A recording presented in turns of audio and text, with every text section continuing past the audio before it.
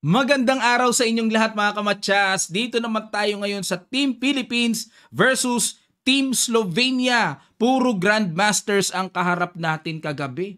Pero good news mga kamatsas, na-upset natin ang malakas na team na ito. Unahin nating i-analyze ang naging laro ni Grandmaster Denden. Ayan, GM na tawag natin ha. Kasi late lang naman ang approval pero consider GM na yan. Okay, GM Denden versus former Super Grandmaster Anton Demchenko sa kanilang bakbakan sa board number 2. At pagkatapos, susunod naman natin ang laban between GM Sadora natin versus Super Grandmaster Fedusiv. Yan, okay? At papakita ko sa inyo ang results at ang pairing nila this coming round number 6. Ang ginawa ni Denden, nag-E4. E5 si Demchenko, Knight F3, Knight C6. Pinasok ang Ruy Lopez, classical lang. At nag-Knight F6, D3, close lang. Close. Ruy Lopez approach. Nag-C3 at Piangketo ang tipo dito ni Demchenko. Bishop G7, Knight BD2, Castle, Rook E1. So, normal developments naman. Typical yan. Knight F1, tapos imamaneuver to G3 at nag-Knight H7. Ayun, medyo... Ito pong Knight H7, ang plano dito ni Demchenko ay ilalabas na niya yung F-pawn. Gagamitin na niya para makagapang ng atake sa king side. At nag-D4. Siyempre, bago pa makaporma yan, kailangan kumounter sa sentro. Napaka-timplado ng D4 ni Denden. At yung D4 po, ang lumalabas na novelty. Dahil sa old line ay Knight G3 lang. Ayan. Pero type ko tong D4 ni Denden. Galing oh. Kumapture sa D4, Knight X D4, Bishop D7, depensa, and nanginain na. Ayan, kung mapapansin nyo po, ayan, pinasok ni Denden yung mga exchange. Kasi kahit pa paano, double pawn din yan, and then Queen A4 para targetin yan. At Queen D7, dinipensahan. Ang ganda po ng strategy ni Denden, napakawais, ano. Alam niya kasi na ang mindset ng Super GM or ng higher rated player, pipilitin siya eh. 'Di ba? Si Demchenko nakikita yung title niya, IM lang 'to. Tapos 100 points difference sa rating, pipilitin ko 'to. O ini-exchange si Denden. Hindi pwedeng basta-basta magpilit. 'Yun ang magiging mitya ng pagkatalo pa pag nagpilit. Rook E2 para depensahan at nag-Knight F8, Bishop D4, 'di ba? Palit-palit lang, tama yung strategy ni Denden. Queen to queen. Welcome. Exchange. Oh. Sa side pa ni Denden, okay pa yung strategy na yan. Lower rated siya eh. 'Di ba? Wag lang sa tipo ni Wesley kasi pag nagtabla-tabla ka, minus rating mo. Rook D1, Rook E8, ayan, Rook 1 D2, kumbaga sa isip ni Denden, magpilit ka kuya, bahala ka dyan. Magpilit ka.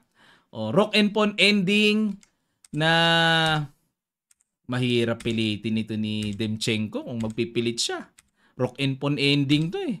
D5, and dito mga kamatsas, nag-G4. Ayan, nag-apply ang ating pambato ng sakripisyo, pero ang ganda, no? Pang-umbrella lang pala yan, pang-payong lang pala yan. Timing ang capture dyan. Kahit depensahan pa yan, walang effect mga kamatsas. Check. Di ba? May ganyan-ganyan eh. C6, dinipensahan ng pawn and Rook H5. Tanong, ang tore ba hanggang dulo na lang yan? Didepensa. Nag-C4, at nag-Rook H2, abang-abang na lang. Rook E2, ayan na, check. King F6, Rook H2 ulit.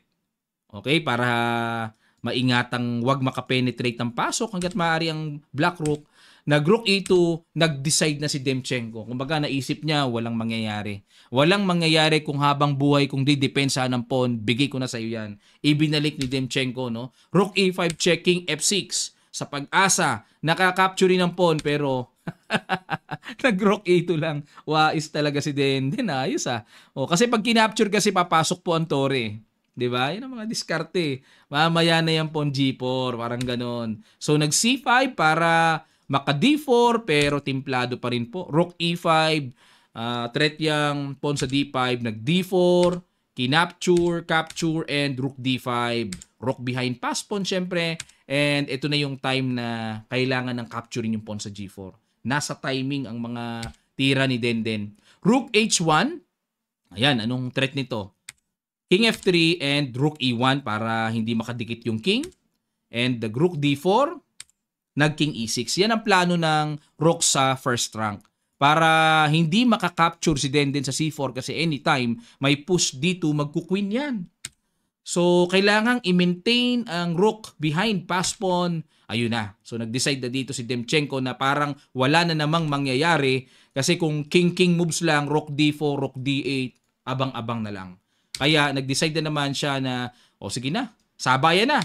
Balik uli si Denden. Siyempre, kailangan balikan yan. At kumapture, capture, and the king d5. So, yung dito naman, di naman kailangang pansinin kasi anytime king e2, okay lang. So, rook c8, rook e2, f5, king d4, check, king c4, f6, 'di ba? May panggulong pass pawn, rook e6, f7, sayo na 'yan. Makakalapit naman ng king and check muna. Another genius move para may tempo. Check muna. Capture and check, king d2. So dito po talagang garantisadong may tabla na si Denden. Kasi kahit makuha yung pawn, rook pawn naman yan napakadaling makuha or napakadaling matabla. Di ba? Ayan ligoy-ligoy pa. Tinesting pa yung kakayahan dito ni Denden, baka mamaya biglang bumigay. Ayun, sinangga na. Capture, wala Tabla pa rin mga kamatsas. Okay, tabla pa rin yan. Rook pawn yan. And hindi naman, yan, kailangan talaga umalpas yung king para maipush yung pawn, pero stalemate pa rin ang kauuwian. 'Di ba? Okay, meron pa tayong susunod na game mga kamatsas. Ito, nagkapisakan sa board 1. Napakaganda mga kamatsas ang nangyari. Good news talaga. Sa rating lang ang usapan, underdog ang board 1 natin na si Ino. Pero wala, tira pinag-uusapan sa chess mga kamatsas. Tinirahan ng d4 at nag-bishop g5. So, Queen's Gambit decline. Pero dahil nag-c6, ito po ay semi-Slav. Nag-e3, knight bd7, at knight f3, queen a5. Yan ang mabigat. Queen's Gambit decline, Gambridge Spring ang ginamit dito ni Ino. Si Ino po kasi, pagkakilala ko sa kanya, kasi nakateammate ko nung elementary and high school, sa Straa pa noon, tricky player, mahilig sa trap, and mga aggressive attacks. Yan. So, kumapture sa c4, may pasimpleng threat, di ba? Nasa style talaga ni Ino yan Knight c4, queen c2, bishop d3, castle, at nag-bishop e7 para hindi na matempuhan ng a3, at nag-rook c1, c5. Yan po ang novelty ni Ino. Kasi b6 ang old line, simply to develop the bishop to b7. Okay, pero dito nag-c5 at capture. Ang purpose po kasi na c5 mga kamatsas, bakit nag-c5 ang black? Para magkaroon ng kaluwagan sa developments ng black at wag makramp. Knight e4, exchange, nag-queen h5, lumipat sa kabila, and nag-rook fd1. Dito po lamang kagad si Fedosib, kitang-kita sa evaluation bar kasi properly well-developed na ang kanyang mga pyesa. Samantalang si Ino, kailangan pa niyang i-develop ang kanyang queenside pieces. Nag-bishop e2, atake sa reyna, queen h4, and nag-bishop f3. Nagkaroon ng pagkakataon para lumipat. Masipat ang tore dyan. Siyempre, kailangan umiwas.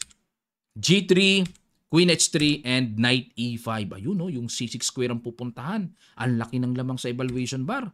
So, queen f5, at dito po, nag-knight c6. Aggressive itong si Fedosib din, Sumugod. Pinakapture ang bishop. Medyo magulo kaagad, pero pinasok ni Ino. Sige, gulo na kung gulo, parang ganon. Nag-knight dito, yun lang. Mali ang continuation ni Super GM. Dapat daw po dito, knight g5, atake ng reyna, aatras queen h5, kakapture sa bishop with check, and king h8, tapos magna-knight takes bishop. Hindi naman pwedeng sumabay ng capture-capture dyan ang mga tore dahil sasabayan lang yan ng puti, may back rank weakness pa, mamamatchas ang black dyan. Kaya ang gagawin dito ng black, kakapturin yung knight and knight takes a7. Makakapingas ng pawn sa kabila. So ito po yung variation na talagang maintain ang lamang ng puti. Yan ang hindi nakita ni Super GM. Ang ginawa niya, nag-knight d2, queen h5, at mas pinili niyang capturein, kaldugin ang rook sa b8. Ayan, dito mga kamatsas, bishop b7, yun nga lang napakaganda ng diagonal. So bishop b7 at para i-threat yung knight sa BA. Pero dito mga kamatya, sabi ko nga po, tricky and mahilig sa trap ito. Pag bishop B7 ni Ino, talagang meron siyang ini-expect na sana ay gawin. Nag-queen C7 nga dito si Fedosib. Blunderacious mga kamatyas. Very attractive sa mata kasi yung queen C7 ay double attack kung tutuusin. Pero hindi sa queen C7 dapat uwi lang daw ang knight. Yun ang tamang tira eh. Pero dahil dyan, ano kaya dito ang ipinaghanda ni GM Ino na talagang nasabik siya, na-excite siya, ha? Pinasok! Parang ganun, ano? Pakiguess nyo po yung tira na yon sa ilang sandali lang, tutuloy kagad natin. Start!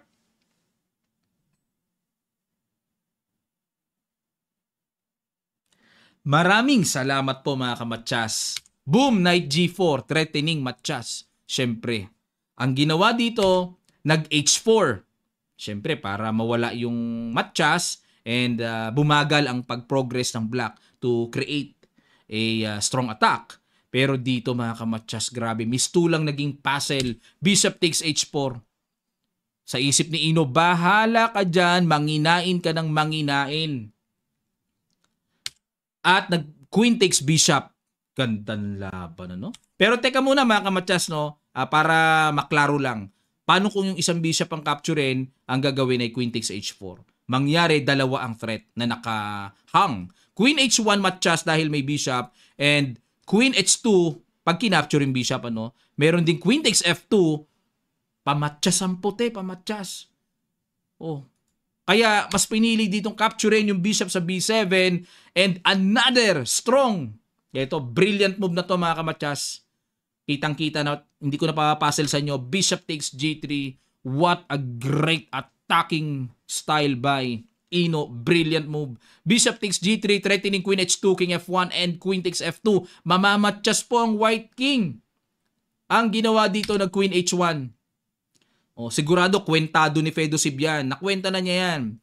Pero hanggang saan or hanggang saan ang depth? King G2 and Bishop H4. Yan ang mga binibiling position mga kamatyas. Kasi biglang natulog eh. Walang continuation. Ito yung mabigat or critical position na dapat makita kung aatakihin mo ng aatakihin. Dapat maaninag mo na may positional move pero maintain pa rin ang agony of attack and pressure. Naka-maintain, no? Parang wala lang. Pero grabe pala yan. Knight F1. Oh, Knight F1. Queen G5 yan, no? Grabe namang lalim ng atake. Brilliant si Price tong game na to, ah. Knight D7. Knight F2 check.